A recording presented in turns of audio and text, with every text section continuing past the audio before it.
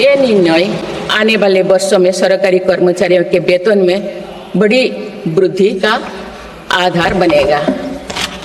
केंद्र सरकार के लाखों कर्मचारियों का यूनिफाइड पेंशन स्कीम के तहत 50% सुनिश्चित पेंशन देने का निर्णय भी लिया गया है, जिसका व्यापक स्वागत हुआ है। मध्यम वर्ग का अपने घर का सपना पूरा करने के लिए भी मेरी सरकार प्रतिबद्ध है। रेरा जैसे कानून बनाकर मध्यम वर्ग के सपने को सुरक्षा दी गई है। घर के लिए लोन पर सब्सिडी दी जा रही है। उड़ान योजना ने लगभग 1.5 करोड़ लोगों का हवाई जहाज में उड़ने का सपना पूरा किया गया है। जन औषधि केंद्रों में 80% रियायती दरों पर मिल रही दवाओं से देशवासियों की 30,000 करोड़ रुपये से ज़्यादा बचे हैं। हर विषय की पढ़ाई के लिए सीटों की संख्या में भी कई गुना बढ़ोतरी का बहुत लाभ मध्यम वर्ग को मिला है।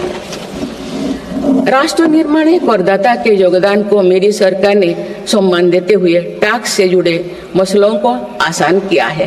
टैक्स विवादों को कम करने के लिए फेसलेस मूल्यांकन की शुरुआत कर पारदर्शिता बढ़ाई गई है। आप देश में 75 वर्ष से अधिक उम्र के वरिष्ठ नागरिकों को जिन्हें सिर्फ पेंशन मिलती है, आयकर रिटर्न दाखिल करने के संबंध में स्वयं निर्णय लेने का अधिकार दिया गया है। माननीय सदस्यगण, मेरी सरकार महिलाओं के नेतृत्व में देश को सशक्त बनाने में यानी ह्यूमन लेड डेवलपमेंट में विश्वास करती है। नारी शक्ति बंधन अधिनियम के द्वारा लोकसभा और विधानसभा में महिलाओं के लिए आरक्षण इस दिशा में एक महत्वपूर्ण कदम है। राष्ट्रीय ग्रामीण आजीविका मिशन के तहत 91 लाख से अधिक स्वयं सहायता समूहों को सशक्त किया जा रहा है।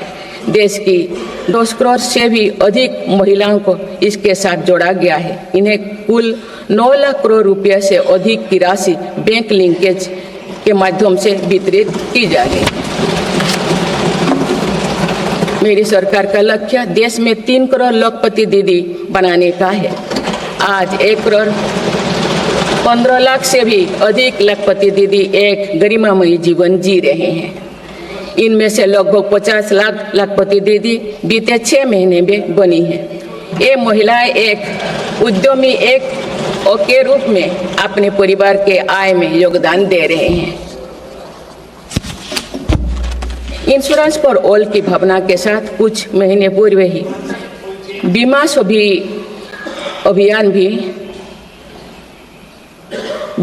अभियान भी शुरू किया गया है। हमारे बैंकिंग और डिजी पेमेंट्स सखियां दूर दराज के इलाकों में लोगों को वित्तीय व्यवस्था से जुड़ने में महत्वपूर्ण भूमिका निभा रहे हैं। कृषि सखियां नेचुरल फार्मिंग के बढ़ावा दे रही हैं और पशु सखियां के माध्यम से हमारा पशुधन मजबूत हो रहे हैं। ड्रोन दीदी योजना महिलाओं के आर्थिक और तकनीकी सशक्तिकरण का माध्यम बने हैं। ये इस संसद के लिए गौरव का विषय है कि बड़ी संख्या में भारत की बेटियां लड़ाकू विमान उड़ा रही हैं, पुलिस में भर्ती हो रही हैं और कॉरपोरेट कंपनियों का नेतृत्व भी कर रहे हैं। मेरी सरकार के निर्णय के बाद बालिकाओं की भर्ती राष्ट्रीय मिलिट्री स्कूलों में प्रारंभ हो गई है। नेशनल डिफेंस एकेडमी में भी महिला कैडेट्स को भर्ती शुरू की गई है। हमारी बेटियां आज ओलंपिक में मेडल लाकर देश को भी गौरवान्वित कर रही हैं। मैं भारत की संसद के माध्यम से देश की नारी शक्ति को विशेष बधाई देती हूँ। माननीय सदस्यगण, पिछले 1 दशक में देश के हर बड़े प्रयास का दायित्व आगे बढ़कर भारत के युवाओं को उठाना पड़ा है। आज हमारा युवा स्टार्टअप स्पोर्ट्स से लेकर स्पेस तक हर फील्ड में देश का नाम रोशन कर रहे हैं। माय भारत पोर्टल के जरिए लाखों युवा राष्ट्र निर्माण के कार्य से जुड़ रहे हैं। पिछले एक दशक में मेक इन इंडिया, आत्मनिर्भर Bharat, startup India, stand up India और डिजिटल इंडिया जैसी पहल ने युवाओं को रोजगार के अनेक अवसर प्रदान किए हैं। पिछले 2 वर्षों में सरकार ने रिकॉर्ड संख्या में 2 लाख स्थायी सरकारी नौकरियां प्रदान की गई। मेरी सरकार ने युवाओं के बेहतर कौशल और नई अवसरों के सृजन के लिए 2 लाख करोड़ रुपया का पैकेज स्वीकृत किया है। 1 करोड़ युवाओं के लिए इंटर्नशिप की व्यवस्था से युवाओं को ग्राउंड पर काम करने का अनुभव प्राप्त होगा। आज देश में 1.5 लाख से अधिक स्टार्टअप है जो इनोवेशन के स्तंभ के रूप में उभर रहे हैं। 1000 करोड़ रुपया की लागत से स्पेस सेक्टर में वेंचर कैपिटल फंड की शुरुआत की गई है। US world future skill index 2025 में भारत विश्व में दूसरे नंबर पर पहुंच गया है, यानी फ्यूचर ऑफ वर्क श्रेणी में एआई और डिजिटल टेक्नोलॉजी अपनाने में भारत दुनिया को रास्ता दिखा रहा है। ग्लोबल इनोवेशन इंडेक्स में भी भारत की रैंकिंग 76 से सुधरकर 39 हो गए हैं। माननीय सदस्यगण, मेरी सरकार राष्ट्रीय शिक्षा नीति के माध्यम से विद्यार्थियों के लिए आधुनिक शिक्षा व्यवस्था तैयार कर रही है। कोई भी शिक्षा से वंचित ना रहे, इसीलिए मातृभाषा में शिक्षा के अवसर दिए जा रहे हैं।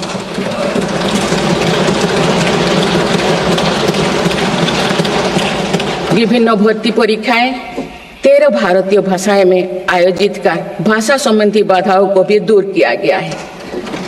बच्चों में इनोवेशन को बढ़ावा देने के लिए 10,000 से अधिक स्कूलों में अटल टिंकरिंग लैब्स खोली गई है।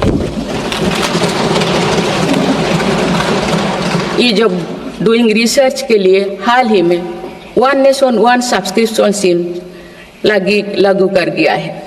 इससे अंतर्राष्ट्रीय शोध की सामग्री निःशुल्क उपलब्ध हो सकेगी। पिछले 1 दशक में उच्च शिक्षण संस्थानों की संख्या बढ़ी है। इनकी गुणवत्ता में भी व्यापक सुधार हुआ है।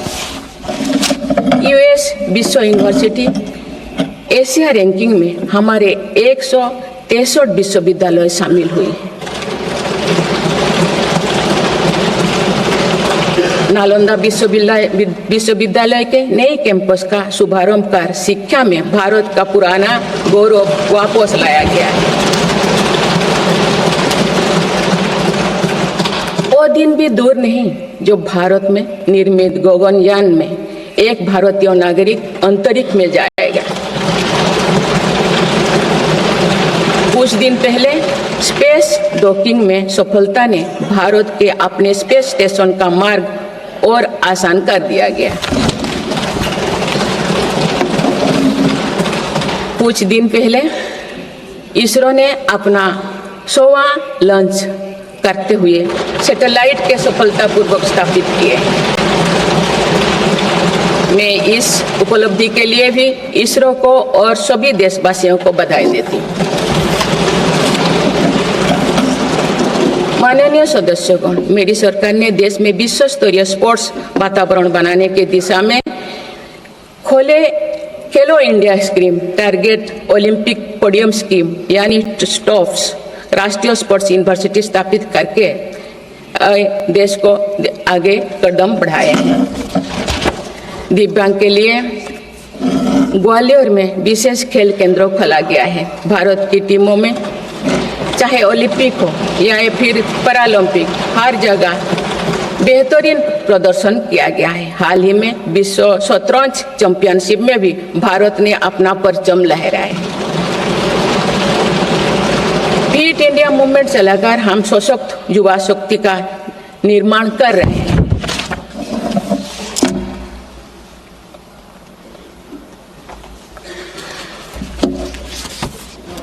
माननीय सदस्यगण, विकसित भारत के निर्माण में किसान, जवान और विज्ञान के साथ ही अनुसंधान का बहुत बड़ा महत्व है। हमारा लक्ष्य भारत को ग्लोबल इनोवेशन पावर हाउस बनाना है। देश के शिक्षण संस्थानों में अनुसंधान को बढ़ावा देने के लिए 50,000 करोड़ रुपया की लागत से अनुसंधान नेशनल रिसर्च फाउंडेशन स्थापित किया गया है। 10,000 करोड़ रुपया के लागत से विज्ञान धारा योजना के तहत विज्ञान एवं प्रौद्योगिकी में इनोवेशन को बढ़ावा दिया जा रहा है। आर्टिफिशियल इंटेलिजेंस के क्षेत्र में भारत के योगदान को आगे बढ़ाते हुए इंडिया AI मिशन प्रारंभ किया गया है। राष्ट्रीय क्वांटम मिशन से भारत इस फ्रंटियर टेक्नोलॉजी में दुनिया के अग्रणी देशों की पंक्ति में स्थान बना सकेगा। मेरी सरकार देश में बायो मैन्युफैक्चरिंग को बढ़ावा देने के उद्देश्य से बायो ई-ट्री पॉलिसी लाई है। ये पॉलिसी भविष्य की औद्योगिक क्रांति का सूत्रधार होगा। बायो इकोनॉमी का उद्देश्य प्राकृतिक संसाधनों का कुशल उपयोग करना है, जिससे पर्यावरण को संरक्षित करते हुए रोजगार के नए अवसर पैदा होगा। माननीय सदस्यगण, मेरी सरकार ने अर्थव्यवस्था को पॉलिसी पैरालिसिस जैसे परिस्थितियों से उबरने के लिए मजबूत इच्छा शक्ति के साथ काम किया है। कोविड और उसके बाद के हालात एवं युद्ध जैसी वैश्विक चिंताओं के बावजूद भारतीय अर्थव्यवस्था ने जो स्थायित्व एवं रेजिलियंस दिखाया है, वो उसके सशक्त होने का प्रमाण है। मेरी सरकार ने ईज ऑफ डूइंग बिजनेस को बढ़ावा देने के लिए कई महत्वपूर्ण कदम उठाए हैं। वन नेशन वन टैक्स की भावना के तहत GST को व्यवस्था लागू की गई है, जिसका फायदा सभी राज्यों को मिल रहा है। मेक इन इंडिया जैसी नीतियों के कारण आप बड़े ग्लोबल ब्रांड को प्रोडक्ट पर भी मेड इन इंडिया के लेवल्स देखने लगे हैं। माननीय सदस्यगण, भारत के छोटे व्यापारी गांव से लेकर शहरों तक हर जगह आर्थिक प्रगति को गति देते हैं। मेरी सरकार छोटे उद्यमियों को अर्थव्यवस्था की रीढ़ मानते हुए उन्हें स्वरोजगार के नए अवसर दे रही है। MSME के लिए क्रेडिट गारंटी स्कीम और ई-कॉमर्स एक्सपोर्ट हब्स सभी प्रकार के उद्योगों को बढ़ावा दे रही है। तीसरी कार्यकाल में मेरी सरकार द्वारा मुद्रा ऋण की सीमा को 10 लाख रुपये से बढ़ाकर 20 लाख रुपया करने का लाभ करोड़ों छोटे उद्यमियों को हुआ। मेरी सरकार ने क्रेडिट एक्सेस को आसान बनाया है। इससे वित्तीय सेवाओं की लोकतांत्रिक बनाया जा सका है। आज लोन, क्रेडिट कार्ड, बीमा जैसे प्रोडक्ट सबके लिए आसानी से सुलभ हो रही है। दशकों तो हमारे देश के रेहड़ी फैक्ट्री पर दुकान लगाकर आजीविका चलाने वाले भाई बहन बैंकिंग व्यवस्था से बाहर रहे। आज उन्हें PM स्वनिधि योजना का लाभ मिल रहा है। डिजिटल ट्रांजैक्शन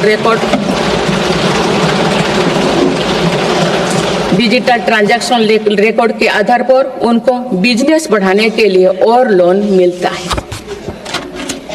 ONDC की व्यवस्था ने डिजिटल कॉमर्स यानी ऑनलाइन शॉपिंग की व्यवस्था को समावेशी बनाया है।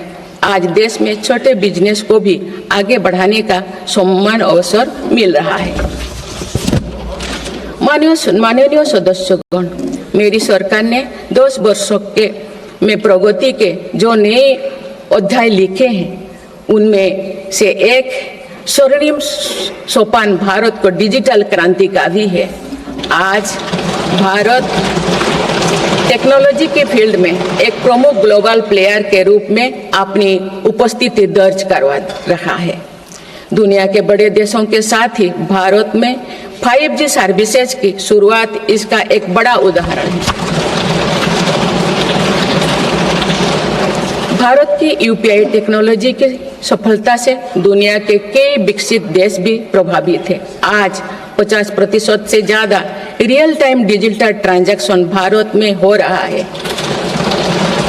मेरी सरकार ने डिजिटल टेक्नोलॉजी को सामाजिक न्याय और समानता के एक टूल के तौर पर इस्तेमाल किया है।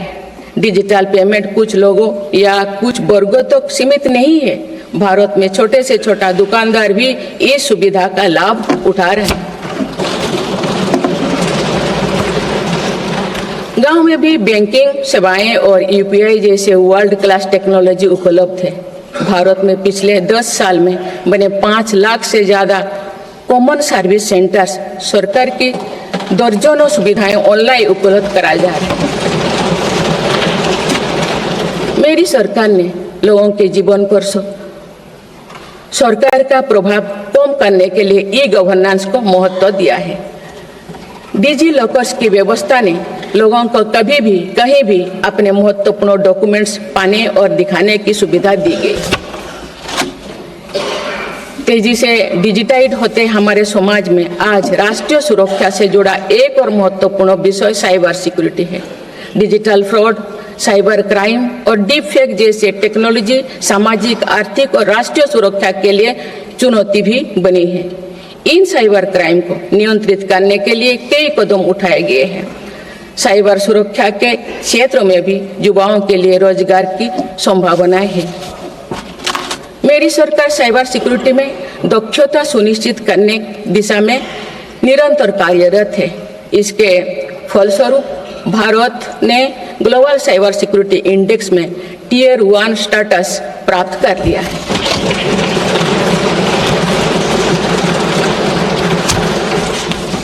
माननीय सदस्यगण, किसी भी देश का आधुनिक इंफ्रास्ट्रक्चर ने केवल उसके नागरिकों को एक बेहतर जीवन एवं देश को नई पहचान देता है, बल्कि देश को एक नया आत्मविश्वास भी देता है। बीते दशक में भारत ने वर्ल्ड क्लास इंफ्रास्ट्रक्चर निर्माण के कई माइलस्टोन तय किए हैं। इस आधुनिक इंफ्रास्ट्रक्चर से दुनिया में भारत की छवि मजबूत हुई है।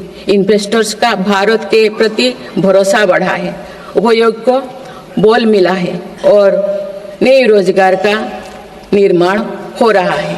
मेरी सरकार देश के हर हिस्से को हाईवे, एक्सप्रेसवे से कनेक्ट करने के लिए मिशन मोड में काम कर रही है। पीएम गति शक्ति नेशनल मास्टर प्लान के द्वारा परियोजना को पूरा करने की गति तेज हुई है। 2 साल पहले बुनियादी ढांचे का बजट लगभग 2 लाख करोड़ रुपया था, जो पिछले बजट में बढ़कर 11 लाख करोड़ रुपया से अधिक हो गया।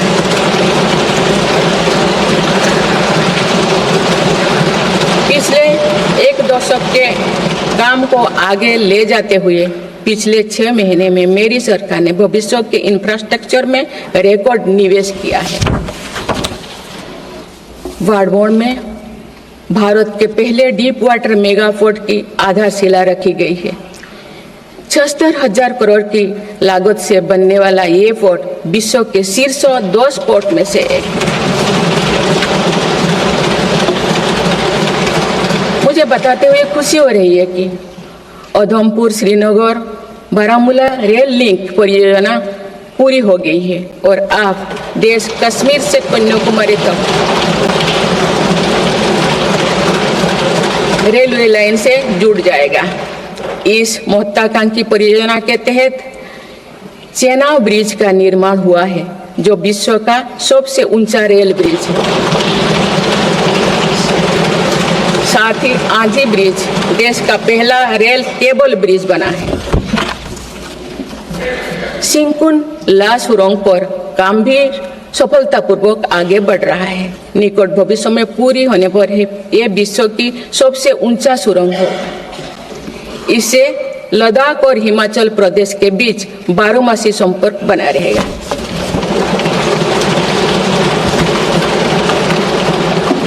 भारत का एविएशन सेक्टर तेजी से विकास कर रहा है। देश की एयरलाइन कंपनियों ने 1700 से अधिक नए विमानों के ऑर्डर दिए हैं। इतनी बड़ी संख्या में आने वाले विमानों के परिचालन के लिए हम एयरपोर्ट्स का विस्तार कर रहे हैं। पिछले 1 दशक में देश के एयरपोर्ट्स की संख्या 2 गुनी हो गई।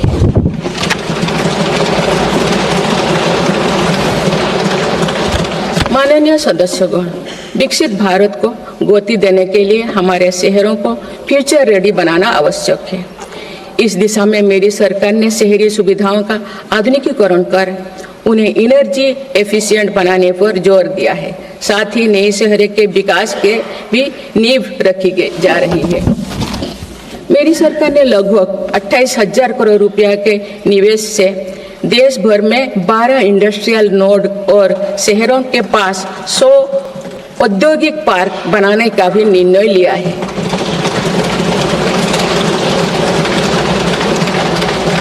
शहरी यातायात को सुगम बनाने के कार्य लगातार जारी है। दिल्ली, पुणे, ठाणे और बेंगलुरु में मेट्रो प्रोजेक्ट्स और अहमदाबाद भुज रूट पर शुरू हुई नमो भारत रैपिड रेल सर्विसेज विकसित भारत के शहरों का स्वरूप।